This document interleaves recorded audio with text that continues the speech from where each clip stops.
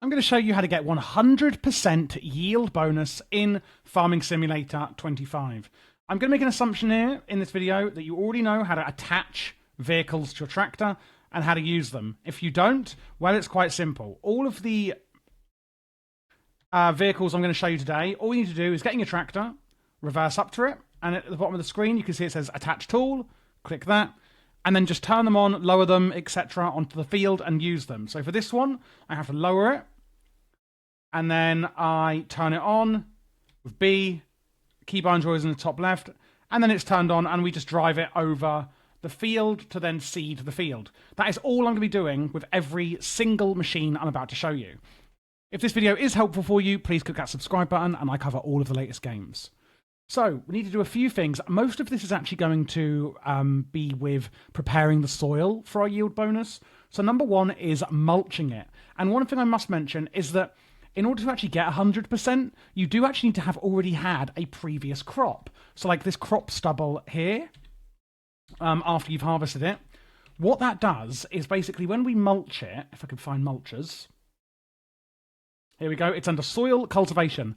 Under mulchers, they can be used to crush the crop stubbles, as you can see on here.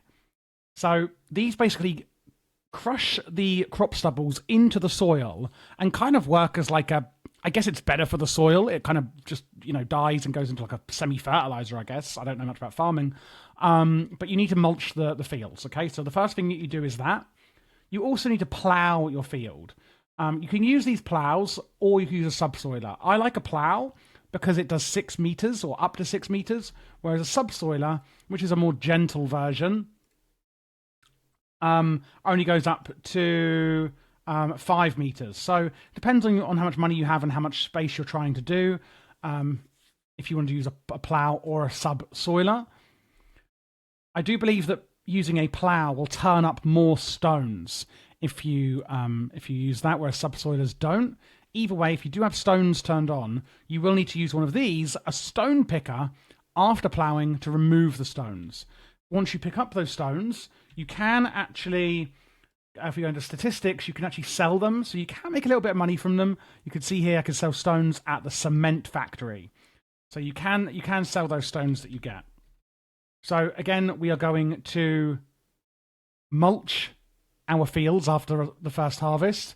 We're going to plough the field, and then we're going to pick up any stones if we have stones turned on. After that, we're going to need to lime our fields. The only machine you can use for liming is the Breedle. Let me show you it. Which is this one here, this red Breedle. And again, you just spray the lime over your fields like this. And you can buy bags of lime in the shop. You only need to do this every few harvests. It's not every single time. And if we go into the shop here, we can see it will be under yield improvements, consumables. You can buy the bags of lime. And then the fertilizer spreaders here is where you buy your Breedle. And you can see the little white icon here is the lime. So you want to lime them. And you also want to do the same with fertilizer. You can use the same machine to fertilize, but you'd need to empty the lime out first. I personally would just buy a separate fertilizer. And some seeders you use, like if I go onto these seeders, you see this one here has the seed icon, but also the brown bag icon. If you use one of these, when you actually plant your seeds, it will also fertilize them. So before we actually seed, we want to mulch, plow, and lime and collect any stones. Then we want to use our seeder, but you can get ones which can also fertilize, which is good. You will need to fertilize a second time at a different growth stage. So if I go onto this field here, and I zoom in, when I say different growth stages, I mean growing here. Can you see it's light green and dark green? Light green is just planted, dark green is obviously nearly ready. Can you see this bit here is a darker green than that one? So each month it goes through to the next growth stage, and basically you need to fertilize them at least 2 different growth stages.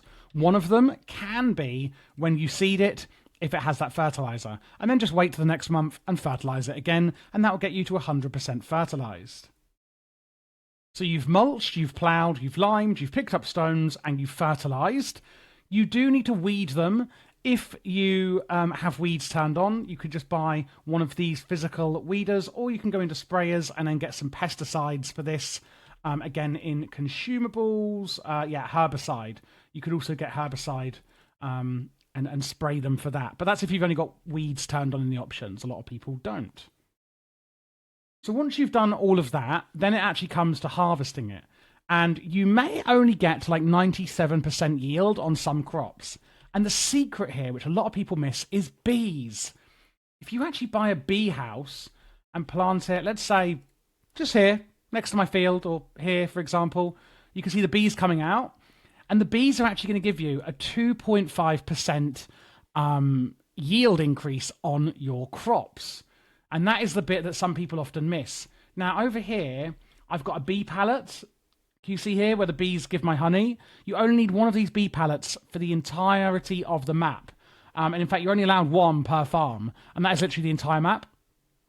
So do be aware of that. All of your beehives over the entire map will come back to one pallet, which makes it really easy to have bees.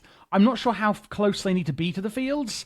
I just place them like literally like here or something, and it will do these fields. I do that for every field that I own, pretty much, just like here or something. So it's near the field, but not miles away. So I'm not sure exactly how close it needs to be. One other thing I have actually missed, I've just realised, is you also need to roll your fields as well. This also gives a 2.5% yield increase. And you would do this before stones. This will push down the small stones, but not the big stones. So once you've ploughed and mulched, I would then use a roller, and then I would lime. So I do apologise, I did miss that one step out. As long as you do it before seeding, you're going to be fine. And it improves the upper soil layer quality of your fields. And that, again, is under yield improvements. And that is everything you need to do to get a 100% yield bonus. So just one more time: mulch, plough, lime, pick up stones, fertilise, weed if you have it on, rollers, again before you seed, and the last cheeky bit is bees. If this was a helpful video for you, again, please click that subscribe button. I cover all of the latest releasing games.